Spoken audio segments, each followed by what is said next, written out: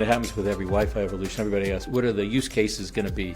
And you never know exactly until the technology comes out. This is Martha DeGrasse here again for Wi-Fi Alliance, and this is our podcast, The Signal.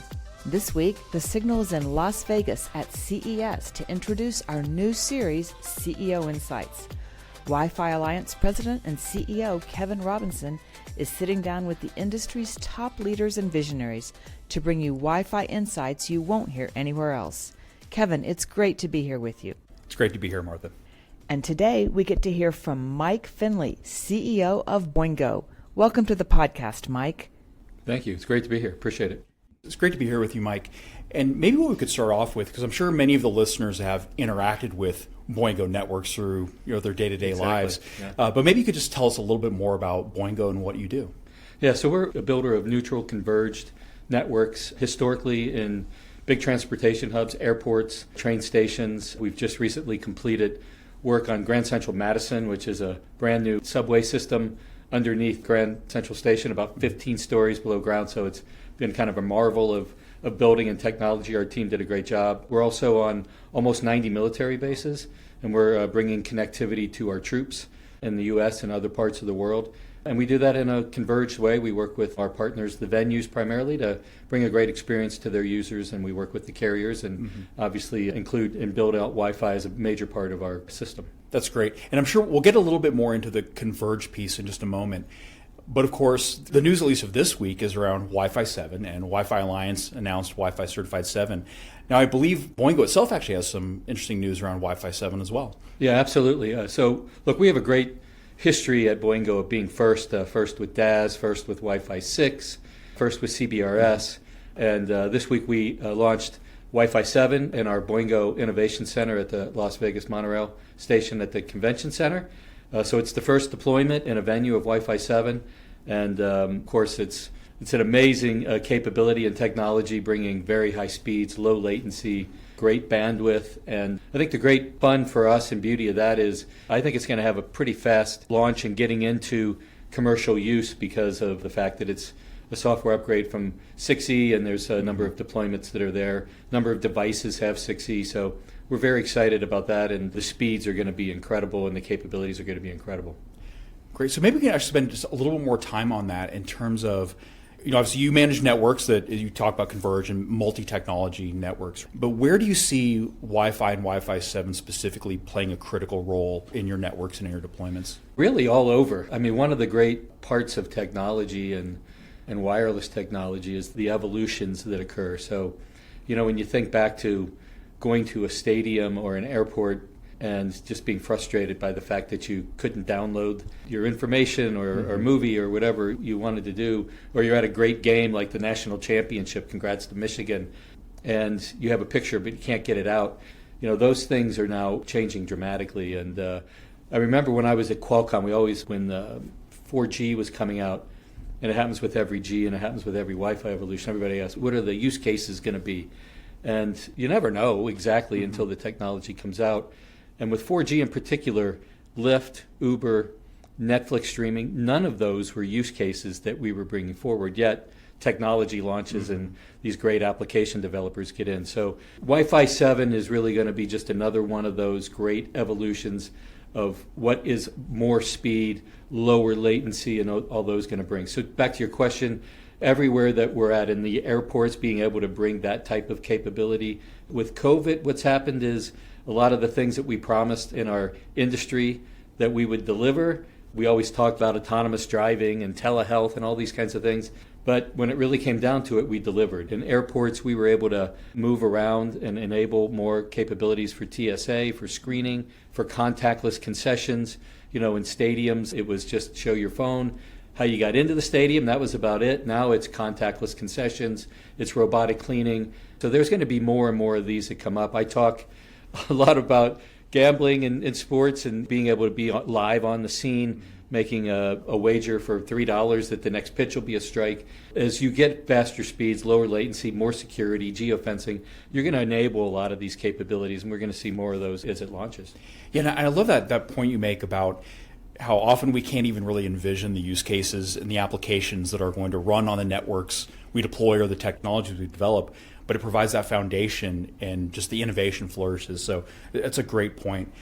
So now let's maybe shift a little bit to the converged aspects of your networks, because that's one I know that Boingo is very much an expert in managing these converged networks. Thank you. So again, when you look at Wi-Fi 7, what is the importance of Wi-Fi 7 in that converged network strategy? So as I highlighted before, we work really on behalf of the venues, and we're very fortunate. Airports, transportation hubs, stadiums, the military, they all have the same common theme. They want to deliver a great experience to their end user. And so we believe foundationally, and look, we started in Wi-Fi and we've stayed in it. We believe that Wi-Fi is obviously a major part of that connectivity experience. And so, from my days at Qualcomm when we were building chips to go into whatever device, we're building these devices to all be capable of the latest G, today 5G, CBRS, Wi-Fi, and bringing all that together for a great experience. And so if your device has that capability, why wouldn't you want your network to have that capability? So we really view Wi-Fi as a critical element. And of course, when the FCC granted 6 gigahertz and the 1200 megahertz into the Wi-Fi, that really was a major enhancement to what Wi-Fi can do. And so we just believe that when you design a network with all of that in mind, which we're really one of the only ones that do that. Most everybody else has got their own kind of deal and then they'll add stuff. We're designing it for all of the capabilities that are there. Wi-Fi's a key. I mean, as you well know, people are on Wi-Fi a lot on their cellular devices. And so the best experience is when you can design a network where it all works together, you eliminate the interferences, and you bring the most capability to bear at wherever they are. If you're boarding a plane, it might be cellular licensed, it might be Wi-Fi. If you're in the bowels of an airport or a transportation hub with security cameras, it might be Wi-Fi or it might be CBRS. And so enabling all that together really makes a big difference. And we strongly believe that designing that and building that is the best way to have a great connectivity experience. Mm-hmm.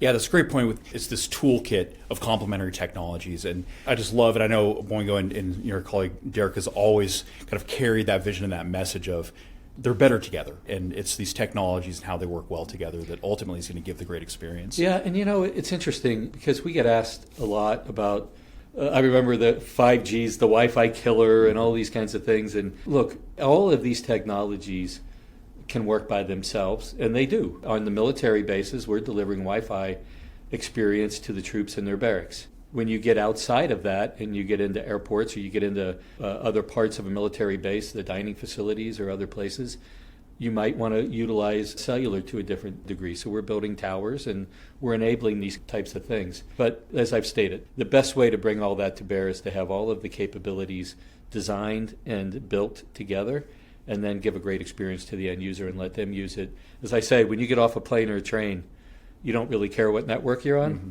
You just care that it works. And that's what we're in the business of doing. That's great. So I'm going to go back a little bit on the point we made about how difficult it is to make predictions, and I'm going to actually ask you to make some predictions. So we're at the beginning of the year 2024. Boingo is very involved in Wi-Fi Alliance as well as in other organizations that are really trying to drive the future of Wi-Fi and other technologies. So what might be some of your predictions for 2024 and beyond in sports, entertainment, hospitality, some of those areas where you really have some expertise, I would say? Yeah, so I think it's going to be about speed. Security is a major capability and necessity that comes. So as I highlighted earlier, I don't have great vision of what these app developers can deliver, but obviously Wi-Fi 7 I think is going to come into play in 2024 now, which 2025 will probably be the bigger part of it, but certainly there's going to be a lot more discussion and talk about that. I think the capabilities inside airports, transportation hubs, and what these higher speeds and lower latencies are going to be able to deliver. I highlighted, I think sports gambling is going to be a big deal. We had a discussion last night about maybe not a great analogy, but if you look at Google Pay or Apple Pay, back in the day, it was going to be incumbent on the carriers to have to deliver that and put it on your cellular bill. And it really wasn't until both technology came together and some innovation came to the software side of it that we went from a $2 cup of coffee would have been $7 by the time everybody figured out how it was done to now you just pull your phone out and you pay for it. And I think we're going to see other capabilities that will come with that. Obviously, the faster entrance, the contactless concessions. I think there'll be innovation inside airports with screening. We're seeing it in the transportation hubs with a train time app like we see with the MTA in New York. These organizations are really, the port authorities and the MTAs are really creative, innovative groups, and they're really getting into how do I enhance capabilities for riders. So we'll see things there. And then I think on the military basis, the military really wants to have a great experience for our troops, as they should, and they're going to great lengths to do that. And I think some of these capabilities will enable better opportunities there as well. Well, that's all fascinating, Mike. I certainly appreciate the opportunity to sit down and speak with you this morning and just get a lot of the insights that you can bring from your very long tenure in the technology space, previous companies, and of course now with Boingo. So thanks again, Mike, and we'll hand it back over to you, Martha. Thank you very much. Thank you, Kevin. Mike, that was great.